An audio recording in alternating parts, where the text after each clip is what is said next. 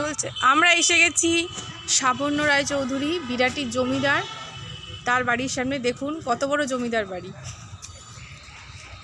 ঠিক আছে, আমরা সেখানে এন্ট্রি নিচ্ছি। দেখুন, আপনারা আসবেন, ঘুরে যাবেন, দূর থেকে আসবেন, বনগাঁ লোকালে ট্রেন ধরবেন, ধরে সাবর্ণ রায়চৌধুরীর বাড়ি দেখতে আসবেন। দেখুন আমরা এখানে এন্ট্রি করলাম। এখানে উনি থাকতেন এক সময়। হ্যাঁ, হাই বলে দাও। ঠিক আছে, এই যে হাই বলে দাও, হাই বলে দাও। ঠিক আছে, এই যে তোমরা হাই বলো, তোমরা হাই বলো। ঠিক আছে, এখানে দেখুন, আমি কোনোদিন এখানেই থাকি, কিন্তু কোনোদিন এখানে আসার সুযোগ আমার হয়নি, এই প্রথমবার হলো। ঠিক আছে, আমার বোন বান্ধবীদের দৌলতে।